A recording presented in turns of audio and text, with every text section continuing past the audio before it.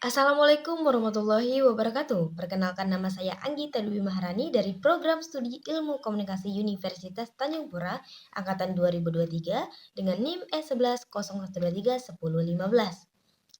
Pada video kali ini saya akan menjelaskan 25 teori komunikasi. Yang pertama adalah teori pelanggaran harapan. Teori ini adalah di mana realita tidak sesuai harapan. Contohnya, kita mengharapkan sesuatu yang lebih dari seseorang, namun orang tersebut tidak menanggapinya dengan seperti apa yang kita harapkan. Yang kedua, teori pengungkapan diri, di mana teori ini adalah proses mengungkapkan diri kepada seseorang. Contohnya, saat seseorang mengungkapkan karakter dirinya kepada orang yang diajak bicara. Yang ketiga, teori komunikasi satu tahap. Teori komunikasi satu tahap adalah saat kita memperoleh secara langsung informasi itu dari sumbernya. Contohnya, ketika ada berita dari media cetak, kita memastikan benar atau tidaknya berita tersebut sehingga kita menghubungi narasumbernya secara langsung. Yang keempat, teori komunikasi dua tahap.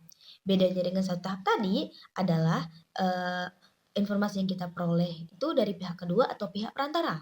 Contohnya, saat kita tidak menerima berita tersebut dari sumbernya langsung, melainkan dari media massa seperti koran ataupun televisi. Yang kelima, teori komunikasi banyak tahap. Ini adalah lanjutan dari teori komunikasi satu tahap dan dua tahap tadi. Proses penyebaran dari media massa melalui beberapa tahap. Jadi contohnya itu seperti ada si A melihat berita dari media sosial, lalu si A tersebut memberitahukan informasi kepada si B, dan si B menyebarkan informasi tersebut ke yang lainnya. Yang keenam, teori pengharapan nilai.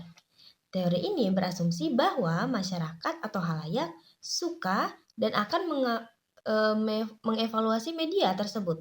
Contohnya, jika ada seseorang suka dengan musik, maka ia akan mencari media massa yang menayangkan video musik. Dan jika tidak, ia akan meninggalkan media massa tersebut. Yang ketujuh, teori komunikasi behaviorisme. Teori ini berasumsi bahwa seorang individu akan belajar untuk memberikan respon terhadap suatu rangsangan berdasarkan pengalamannya. Contohnya ini seperti saat seseorang ngebut-ngebutan di lampu merah dan dia ditilang polisi. Maka di kesempatan selanjutnya, jika dia tuh tidak akan ngebut-ngebutan lagi karena berdasarkan pengalamannya, ia pernah ditilang polisi. Kemudian yang kedelapan, teori konstruksi media massa. Dalam hal ini, media hanya akan menampilkan informasi yang dianggap penting bagi masyarakat atau yang sedang trending aja saat itu. Yang kesembilan, teori inokulasi. Teori ini berpendapat jika suatu individu atau kelompok tidak memiliki informasi yang banyak, maka ia akan mudah dipengaruhi. Maka sebaiknya individu atau kelompok tersebut diberi informasi yang lebih, agar individu atau kelompok tersebut dapat menolak informasi yang tidak sesuai dengan informasi yang ia miliki. Contohnya, ketika melakukan pendaftaran, kita tuh membaca brosur tata cara pendaftaran agar tidak melakukan kesalahan pada saat pendaftaran. Yang ke-10, teori ketergantungan. Teori ini menyatakan bahwa seseorang sangat tergantung dengan adanya media massa dalam memenuhi kebutuhannya. Contohnya, ketika seseorang mencari berita atau informasi, maka ia akan menggunakan media massa seperti media massa televisi atau media cetak koran. Yang ke-11, teori komunikasi administrasi. Teori ini berpandangan bahwa suatu organisasi atau kelompok terdapat hubungan timbal balik dalam menyampaikan pesan, dengan tujuan agar organisasi tersebut berjalan dengan efisien. Contohnya, di saat sedang rapat, anggota rapat itu biasanya menyampaikan pendapatnya masing-masing. Yang ke-12, teori difusi inovasi. Teori ini berasumsi bahwa suatu inovasi akan disampaikan kepada khalayak melalui saluran media tertentu. Contohnya, pemerintah sudah menyediakan vaksin untuk COVID-19. Inovasi tersebut disampaikan melalui media massa seperti TV dan koran. Yang ke-13, teori hiperdemik. Teori ini beranggapan bahwa media massa memiliki kekuatan yang dominan dan di mana komunikan atau halayak dianggap pasif dan tidak tahu apa-apa. Contohnya, media massa yang digunakan untuk kampanye. Kemudian yang ke-14, teori dialektika relasional, yaitu suatu hubungan yang saling memaksakan keinginan masing-masing. Contohnya, saat kamu dan temanmu berdebat tentang tempat makan mana yang akan kalian pilih untuk kalian datangi bersama. Kemudian yang ke-15, teori disonansi kognitif, yaitu ketidaknyamanan seseorang terhadap orang lain yang diakibatkan oleh pemikiran, sikap, dan tingkah laku yang tidak konsisten. Contohnya, orang yang suka membuat keributan datang ke dekat orang yang tidak suka keributan, maka membuat orang tersebut tidak nyaman. Kemudian yang ke-16, teori interaksi simbolik.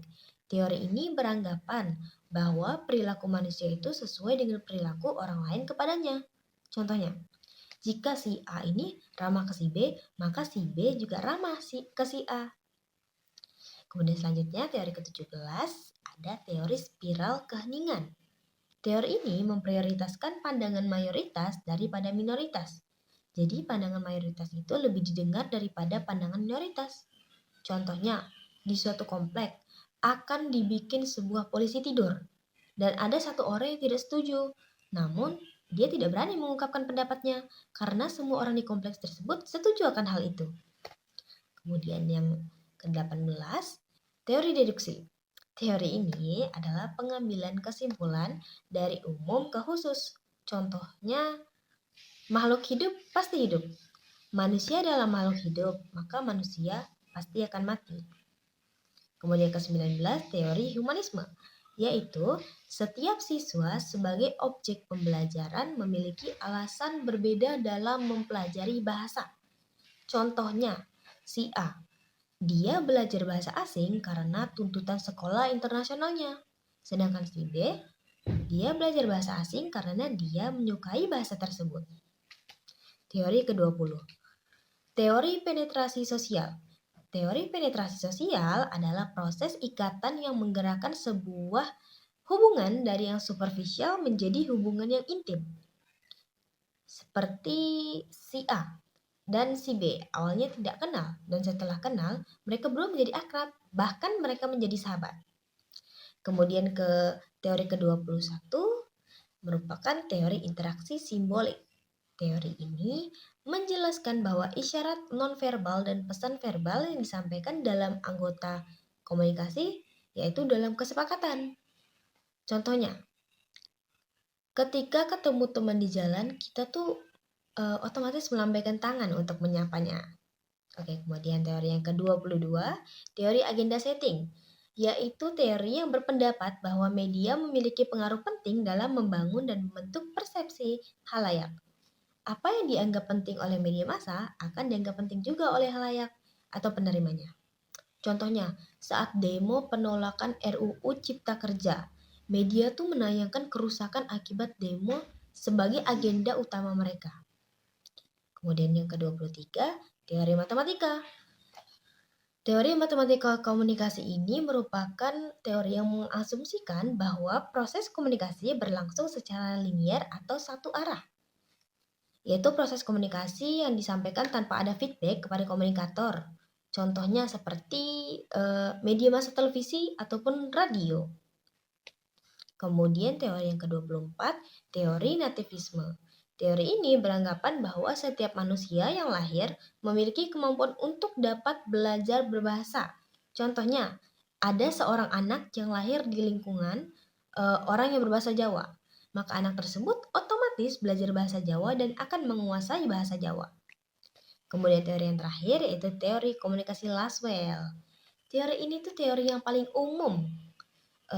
Kemudian model teorinya itu dari who, yaitu orang yang menyampaikan pesan atau komunikator, says what, merujuk pada pesan apa yang disampaikan, in which channel, yaitu media apa yang digunakan, to whom, yaitu si penerima pesan atau komunikan, dan with what effect, yaitu efek atau reaksi apa yang ditimbulkan dari komunikan. Contoh dari model ini tuh seperti kita berbicara kepada suatu media, misalnya media massa, atau kita pidato kepada siapa dan menimbulkan efek apa dari mereka. Baiklah, sekian 25 teori yang bisa saya jelaskan. Terima kasih. Assalamualaikum warahmatullahi wabarakatuh.